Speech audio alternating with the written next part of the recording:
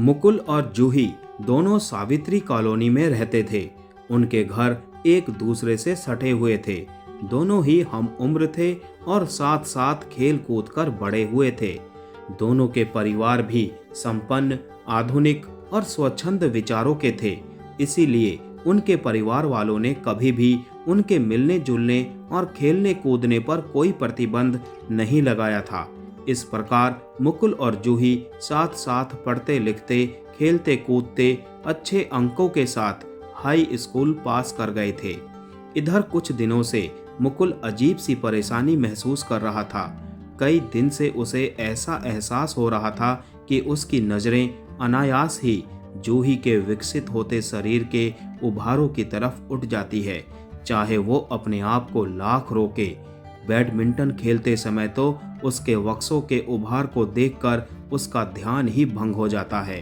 वो अपने आप को कितना भी नियंत्रित क्यों न करे, लेकिन जूही के शरीर के उभार उसे सहज ही अपनी ओर आकर्षित करते हैं।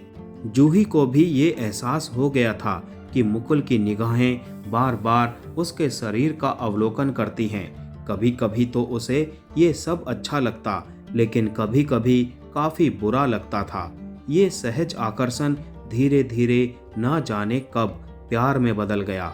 इसका पता ना तो मुकुल और जूही को ही चला और ना ही उनके परिवार वालों को, लेकिन ये बात निश्चित थी कि मुकुल को जूही अब कहीं अधिक खूबसूरत, आकर्षक और लाजवाब लगने लगी थी। दूसरी तरफ जूही को भी मुकुल अधिक स्मार्ट, होशियार और अच्छा लगने लगा था। दोनों एक दूसरे में किसी फिल्म के नायक नायिका की छवि देखते थे। बात यहाँ तक पहुँच गई थी कि इस वर्ष वैलेंटाइन डे पर दोनों ने एक दूसरे को न सिर्फ ग्रीटिंग कार्ड दिए, बल्कि दोनों के बीच प्रेम भरे एसएमएस का भी आदान प्रदान हुआ। इसके बाद तो एक दूसरे के प्रति उनकी झिझक खुलने लगी। वे दोनों प्रेम का इजहार तो करने ही लगे, साथ ही फिल्मी स्टाइल में एक दूसरे से प्रेम भरी नोकझोंक भी करने लगे। हालत ये हो गई कि पढ़ते समय भी दोनों एक दूसरे के ख्यालों में ही डूबे रहते। अब किताबों के पन्नों पर भी उन्हें एक दूसरे की तस्वीर नजर आ रही थी। इसी के चलते उनकी पढ़ाई पर असर पड़ना स्वाभाविक था। इंटर पास करते करते उनके आकर्षण और प्रेम की डोर तो मजबूत हो गई, लेकिन पढ़ाई का ग्राफ काफी नीचे गिर गया, जिसका असर उनके परीक्षा फल में साफ नजर आया। नंबर कम आने पर दोनों के परिवार वाले चिंतित तो थे, लेकिन वे नंबर कम आने का असली कारण नहीं खोज पा रहे थे। इंटर पास करके मुकुल और जूही ने डिग्री कॉलेज में प्रवेश लिया तो उनके प्रेम को और विस्तार मिला। अब उन्हें मिलने जुलने के लिए कोई जगह तलाशने की आवश्यकता नहीं थी। कॉलेज की लाइब्रेरी, कैंटीन और पार्क गपशप और उनके प्रेम इजहार के लिए उम्दा स्थान थे। इस प्रकार मुकुल और जूही का प्रेम परवान चढ़ता ही जा रहा था। किताबों में पढ़कर और फिल्में देखकर वे प्रेम का इजहार करने के कई नायाब तरीके सीख गए थे। इस बार वैलेंटाइन डे के अवसर पर मुकुल ने सोचा कि वो एक नए अंदाज में जूही से अपने प्रेम का इजहार करेगा। ये नया अंदाज उसने एक पत्रिका में तो पढ़ा ही था, फिल्म में भी देखा था। उसने पढ़ा था कि इस कलात्मक अंदाज से प्रेमिका काफी प्रभावित होती है और फिर वो अपने प्रेमी के ख्यालों में ही डूबी रहती है। इस कलात्मक अंदाज को उसने इस वैलेंटाइन डे पर आजमाने का निश्चय किया। उसने शीशे के सामने खड़े होकर उसका खूब अभ्यास भी किया। सुबह सुबह का समय था और मौसम भी काफी अच्छा था। मुकुल का मन रोमानी था। उसने हाथ में लिए गुलाब के खिले फूल को निहारा और फिर उसे अपने होठों पर रखकर चूम लिया। अब उससे रहा न गया। उसने अपने मोबाइल से जूही को छत पर आने के लिए एसएमएस किया। जूही तो जैसे तैयार ही बैठी थी। मैसेज पाते ही वो चहकती हुई छत की तरफ दौड़ी। वो प्रेम की उमंग और तरंग में डूबी हुई थी, और वैसे भी प्रेम कभी छिपाए नहीं छिपता। जूही को इस प्रकार छत की ओर दौड़ते देख उसकी मम्मी का मन शंका से भर उठा। वो सोचने लगी, इतनी सुबह जूही को छत पर क्या काम पड़ गया? अभी तो धूप भी अच्छी तरह से नहीं खिली। उनकी शंका ने उनके मन में खलबली मचा दी।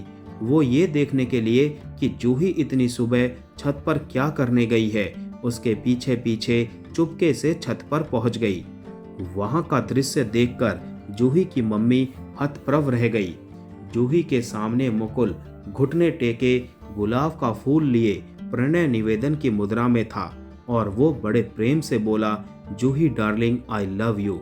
जूही ने भी उसके द्वारा दिए गए गुलाब के फूल को स्वीकार करते हुए कहा, Mukul, I love you too. यह दृश्य देखकर जूही की मम्मी के पैरों तले जमीन खिसक गई, लेकिन छत पर कोई तमाशा ना हो इसीलिए वो चुपचाप दबे कदमों से नीचे आ गई। अब वो बहुत परेशान थी।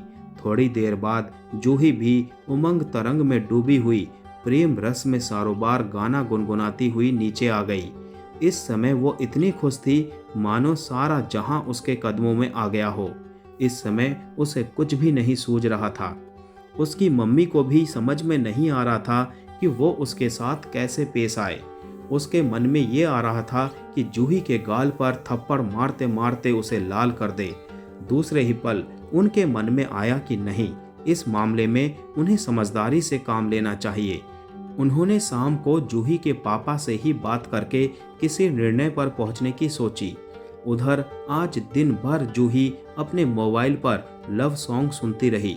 शाम को जब जूही की मम्मी ने जूही के पापा को सुबह की पूरी घटना बताई तो वो भी सन्न रह गए।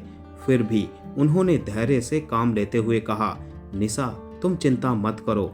जूही युवावस्था से गुजर रही है और ये युवावस्था का सहज आकर्षण है। क्या हमने भी ऐसा ही नहीं किया था? राजेंद्र, तुम्हें तो हर वक्त मजाक ही सूझता है। ये जरूरी तो नहीं कि जो हम करें वही हमारी संतानें भी करें।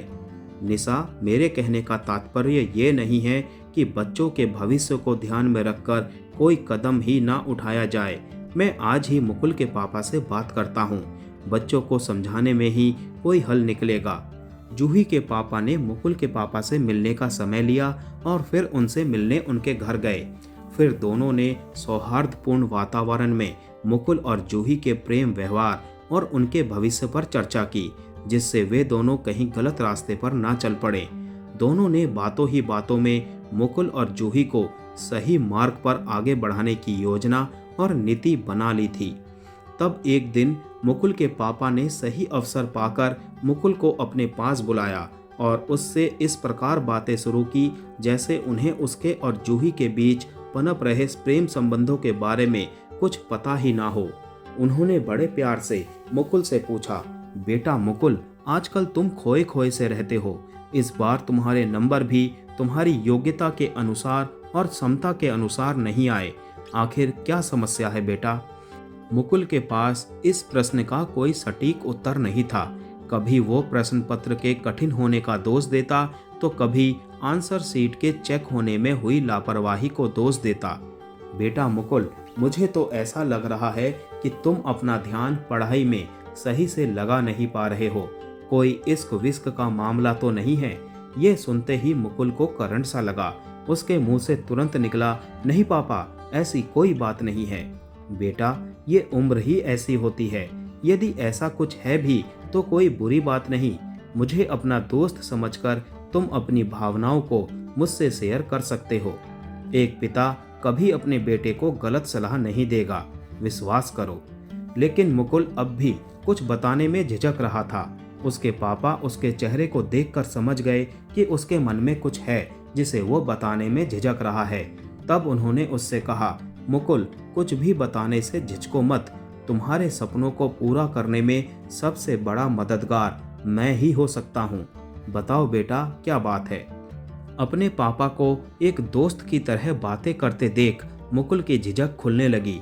तब उसने भी जूही के साथ चल रही अपनी प्रेम कहानी को सहज रूप से स्वीकार कर लिया। इस पर उसके पापा ने कहा, मुकुल, तुम एक समझदार बेटे हो जो तुमने सच्चाई स्वीकार की। मुझे जूही से तुम्हारी दोस्ती पर किसी भी तरह से कोई ऐतराज नहीं। बस मैं तो सिर्फ इतना कहना चाहता हूँ कि यदि तुम जूही को पाना चाहते हो तो पहले उसके लायक तो बनो। तुम जूही को तभी पा सकते हो जब अपने कैरियर को संवार लो और कोई अच्छी नौकरी व पद प्राप्त कर लो। बेटा, यदि तुम अपना और जूही का जीवन सुखमय बनाना चाहते हो तो तुम्हें अपना कैरियर संवारना ही होगा, अन्यथा जूही के पेरेंट्स भी तुम्हें स्वीकार नहीं करेंगे। इस दुनिया में असफल आदमी का साथ कोई नहीं देता। यह सुनकर मुकुल ने भावावेश में कहा, पापा, हम एक दूसरे से सच्चा प्यार करते हैं, कभी हम एक दूसरे से जुदा नहीं हो सकते। बेटा, तुम दोनों को जुदा कौन कर रहा है? मैं तो बस इतना कह रहा हूँ कि यदि तुम जूही से जुदा नहीं होना चाहते हो तो उसके लिए कुछ बनकर दिखाओ, अन्यथा कितने ही प्रेम की दुहाई देने वाले रिश्ते हों, अनमेल होने पर टूट और बिखर जाते हैं। यदि तुम ऐसा नहीं चाहते तो जूही की जिंदगी में खुशबू महकाने के लिए तुम्हें कुछ बनकर दिखाना ही होगा। पापा, आपकी बात मुझे समझ आ गई है। हम जिस चीज को चाहते हैं उसके लिए हमें उसके लायक बनना ही पड़ता है, नहीं तो वो चीज हमारे हाथ से निकल जाती है। अभी तक मैं अपना बेशकीमती समय यूं ही गाने सुनने और फिल्में देखने में गवा रहा था। अब मैं अपना पूरा समय अपना कैरियर संवारने में लगाऊंगा। मुझे अपने प्यार के काबिल बनना है। शाबाश बेटा, अपने इस जज्बे को कायम रखो और पढ़ाई में पूरा मन लगाओ। अपना कैरियर संवारो। मात्र सपने देखने से कुछ नहीं होता, उन्हें हकीकत में बदलने के लिए प्रयास और परिश्रम करना ही पड़ता है। जूही को पाना चाहते हो तो जूही के काबिल बनकर दिखाओ। पापा, आपने मेरी आंखें खोल दी है। मैं आपसे वादा करता हूँ कि मैं ऐसा ही करूँगा। ठीक है बेटा, तुम्हें मेरी सलाह समझ में आ गई। मैं एक दोस्त और मार्गदर्शक के रूप में तुम्हारे साथ हमेशा हूँ। इसी प्रकार की बातें जूही के पेरेंट्स ने जूही को भी समझाई। इसका असर जल्दी ही देखने को मिला।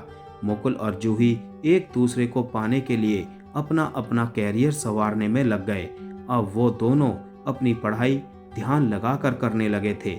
जूही और मुकुल के पेरेंट्स भी ये देखकर काफ़ी खुश थे कि उनके बच्चे सही राह पर चल पड़े हैं और अपना अपना भविष्य उज्जवल बनाने में लगे हैं। तो दोस्तों, ये कहानी आप लोगों को कैसी लगी कमेंट करके ज़रूर बताइए।